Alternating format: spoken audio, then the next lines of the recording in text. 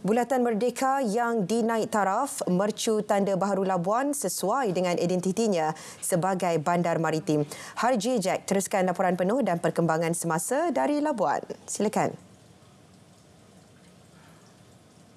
Gambaran anda, bulatan Merdeka ini dilengkapi 4 batang berbentuk seperti koral serta dilimpahi dengan pelbagai lampu berwarna-warni dan pancutan air. Wajah baharu bulatan Merdeka ini mengetengahkan konsep maritim berciri kontemporari moden. Struktur glob di tengah melambangkan kedudukan Labuan sebagai pulau signifikan gelaran Pearl of Borneo. Reka bentuk ruang juga sesuai untuk swafoto. Memang matlamat Perbandaran Labuan untuk menaik taraf dan mengindahkan lagi apa yang ada, khususnya infrastruktur dan juga khususnya keindahan landscape dan sebagainya, supaya kita ingin bersedia. Kita tahu bahawa tahun 2026 adalah tahun melawat Malaysia. Jadi kita perlu bermula pada tahun ini, insya-Allah. Tahun 2024 ini insya-Allah Labuan akan bertukar wajah. Asalnya, lokasi bulatan Merdeka ini merupakan destinasi terakhir landasan kereta api yang menghubungkan Lombong Arang Batu di Tanjung Kubung yang menempatkan menara chimney ke Victoria Harbour untuk membawa hasil arang batu yang telah diproses untuk diekspor ke luar negara pada sekitar tahun 1847 sehingga 1911. Rancangan Struktur Labuan 2040 membolehkan wilayah persekutuan ini dibangunkan mengikut keperluan serta kehendak masyarakat. Dan bagi memastikan pembangunan fizikal, ekonomi serta sosial di wilayah ini setara dengan pembangunan negeri-negeri lain, masyarakat setempat boleh menyuarakan pandangan sehingga hujung bulan ini. Malah Perbadanan Labuan optimis dengan perhatian yang diberi Kerajaan Madani. Itu adalah langkah pertama untuk memastikan 60% yang kita harapkan itu akan tercapai.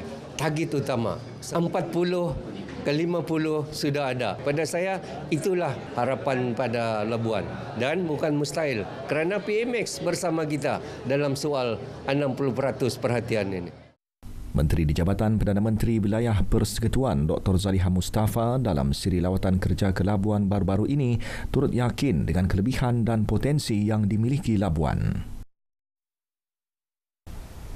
Penganjuran Minggu Keharmonian Antara Agama Sedunia 2024 peringkat Labuan, platform memperkukuh keharmonian serta memelihara lanskap sosial negara. Setiausaha Bahagian Dasar dan Perhubungan Antarabangsa Kementerian Perpaduan Negara Ismail Mokhtar optimis dengan konsep harmoni madani mampu memenuhi matlamat Jabatan Perpaduan dalam membudayakan perpaduan meraihkan kepelbagaian. Di Kementerian Perpaduan Negara ni kita ada konsep kita panggil kita kena faham, kita kena hormat dan kita kena terima. Dan insya-Allah kalau kita faham, hormat dan terima ni untuk semua agama yang ada di negara kita ni, kita akan hidup dengan harmoni dan perpaduan pun kita boleh tingkatkanlah di negara Malaysia. Penganjurannya mendapat penyertaan pegawai kementerian dan JPNIN serta masyarakat setempat. Jabatan Pendidikan Labuan menyasarkan 100% murid tahun 6 Cilik Al-Quran tahun ini. Sasaran itu berdasarkan 822 murid tahun 6 telah menguasai pembacaan Al-Quran dengan baik. Jadi ini menunjukkan insan karamah yang dititik beratkan oleh KPM berjaya kita capai sepenuhnya. Tetapi bukan itu saja. Kita nak melahirkan kemejadian anak-anak bangsa kita, anak didik kita yang menguasai, yang boleh membaca Al-Quran itu dengan sebaiknya, dengan tertib untuk mereka dapat bersama-sama menikmati, memahami dan menghayati sepenuhnya tentang Al-Quran itu sepenuhnya. Penganjuran program Khatam Al-Quran Perdana 2024 peringkat Labuan menyaksikan penyertaan lebih 300 murid tahun 6 di 17 sekolah rendah.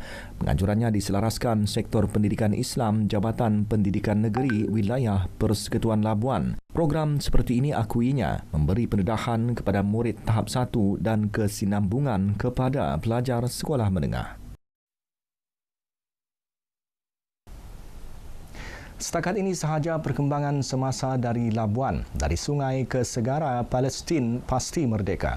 Kembali semula bersama dia untuk laporan lain berita wilayah selepas ini. Baik, terima kasih Harji Jack.